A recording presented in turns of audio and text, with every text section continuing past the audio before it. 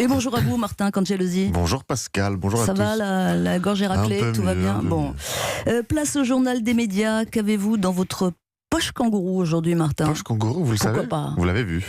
Pas de vacances pour le CSA. Téléfoot, où es-tu, m'entends-tu? Et un doc à ne pas manquer ce soir sur France 2. Allez, les audiences, ouais. Mais si je vous dis d'ailleurs TF1, France 2, M6, qui est en premier pour vous hier? Je ne sais pas. TF1, vous n'avez pas regardé Joséphine Ange Gardien, vous étiez J'avoue. pourtant 3 100 000 téléspectateurs devant TF1. Juste après, c'est France 2 avec le magazine de Stéphane Bern, Si les murs pouvaient parler. Et pour fermer le podium, M6 avec le magazine Maison à vendre, presque 2 millions de téléspectateurs. Culture Média. Le CSA vient de se prononcer sur un sketch de Canteloup qui avait fait grand bruit. Le CSA comprend, ouvrez les guillemets, la très forte émotion, mais ne relève aucun manquement. Voilà pour les mots du CSA. Alors vous allez me dire de quoi s'agit-il? Il s'agit d'un sketch de Nicolas Canteloup le 6 avril dernier, diffusé sur TF1, dans C'est Canteloup, présenté par Alessandra Sublet. Ce jour-là, l'humoriste n'hésite pas à revenir sur un fait tragique. Une attaque au couteau en Isère, 2 personnes sont mortes, 5 ont été blessées. La France, elle, est en plein confinement et le caricaturiste parodie le ministre de l'Intérieur de l'époque, Christophe Castaner. C'est un drame, mais notez que cela a permis de faire comprendre aux gens de l'Isère qu'il ne faut pas traîner dans la rue et plutôt rester chez soi. Alors, je vous l'accorde, la méthode est un chouïa extrême, même pour le préfet de Paris, Didier Lallemont. Oui, c'est un chouïa extrême pour moi. Non mais attendez, vous êtes complètement fou de dire ça, c'est très grave, il y a eu 2 morts. C'est très grave, vous avez raison de le rappeler, d'autant plus qu'il n'avait pas son attestation de sortie sur lui. Je peux vous dire que nous avons été intraitables et qu'il a donc logiquement écopé d'une amende de 135 €. Ouais, et la prochaine fois, c'est 200. Ce sketch pour le CSA, il n'y a rien à redire, c'est un programme d'humour et pas touche à la liberté d'expression.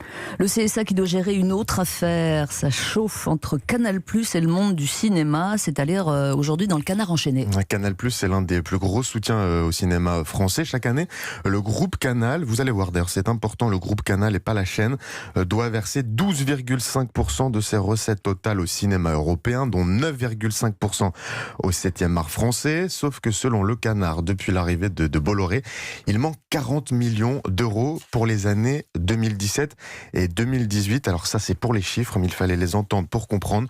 En coulisses, le CSA essaye comme il peut, que tout rentre dans l'ordre. Sans trop brusquer, Canal+, se moque le journal satirique. Comment la chaîne tente-t-elle de se justifier, Martin? Le groupe même, Canal+, dit que ses recettes Le groupe, vous allez voir, parce que la différence est importante, parce que Canal+ dit que ses recettes ont baissé depuis plusieurs années. Après tout, c'est vrai. Mais le Canard enchaîné, justement, répond que Canal+ a décidé dans son coin de ne prendre en compte que son chiffre d'affaires télé de sa chaîne, donc pour 2017 et 2018, et non plus le chiffre d'affaires de tout le groupe.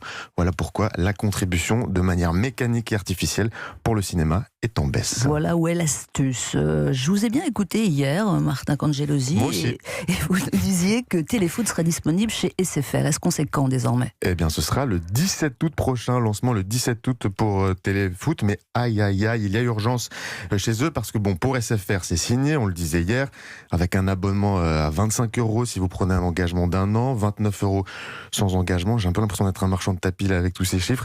Mais alors, si vous avez une box Orange, Bouygues ou Free, pas sûr que vous y ayez Téléfoot dans 3 semaines. Pour l'instant, rien n'est encore signé. Et du côté de Canal+, qui s'est fait voler ses matchs de Ligue 1 par Téléfoot, pas de rabibochage en vue pour l'instant. Les discussions sont toujours au point mort. Alors vous pourrez toujours trouver Téléfoot sur Internet avec un site spécial qui a été lancé, mais aussi sûrement sur Facebook. Par contre, si vous voulez aller sur Twitter voir Téléfoot, pour l'instant, eh bien, c'est raté. Le compte de Téléfoot est suspendu depuis plusieurs heures. Le compte ne respecte pas, nous dit-on, les conditions d'utilisation de Twitter. C'est encore inactif ce matin, j'ai vérifié. Et évitez de taper dans le micro parce que ça fait mal aux oreilles. Je parle beaucoup avec les mains. En même temps, je m'appelle Cangelosi, vous savez, c'est un peu... Reste une question, Cangelosi. Allez-y, Clark. Que se passera-t-il s'il y a une nouvelle vague de Covid ou un autre confinement et que les matchs de foot sont suspendus? Téléfoot va-t-il rembourser ses abonnés? Réponse de ses patrons, oui, promis, craché, juré, personne ne paiera pour quelque chose qu'on ne diffusera pas. J'ai appris que hier vous aimiez beaucoup le foot, j'avoue que je ne savais pas qui vous soutenez. Ah, ça vous regarde pas. Vous allez vous abonner à Téléfoot ? Non, trop cher. On termine avec France 2 qui ce soir rediffuse un portrait exceptionnel de Latifa Ibn Ziaten. Latifa Ibn Ziaten, c'est dans Infrarouge ce soir. Latifa Ibn Ziaten, une femme dans la République, c'est le nom du doc.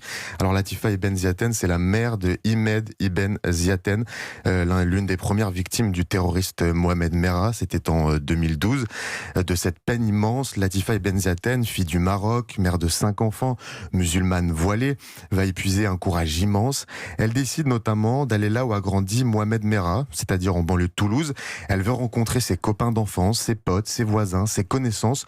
Elle veut rencontrer tout le monde, mais les choses ne se passent pas comme prévu. Latifa Ibn Ziaten raconte des années plus tard à des lycéens ce qui s'est passé ce jour-là. Écoutez. Et j'ai dit, s'il vous plaît, savez-vous où il habite Mohamed Merah?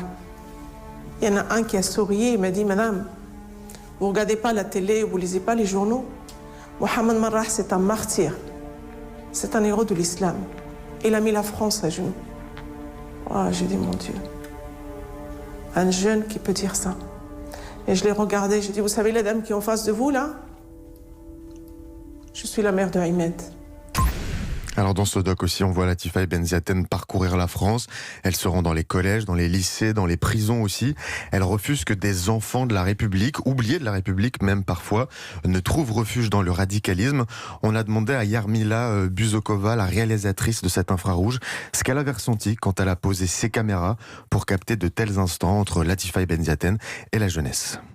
Elle arrive à créer une espèce d'autorité auprès des jeunes parfois désœuvrés, turbulents. Elle arrive à leur parler et ils l'écoutent. C'est assez fascinant d'observer ça. Et j'aurais pu faire un deuxième film comme ça. Voilà, Infrarouge, c'est ce soir à 22h40 sur France 2. Et si vous le manquez, vous ne le trouvez pas en replay, je vous conseille aussi Latifa, le cœur au combat. C'est un autre documentaire sur elle d'Olivier Payon et Cyril Brody. C'est sur YouTube, vous pouvez le louer sur la plateforme. Martin Cangelosi, le journal des médias. Merci et à demain.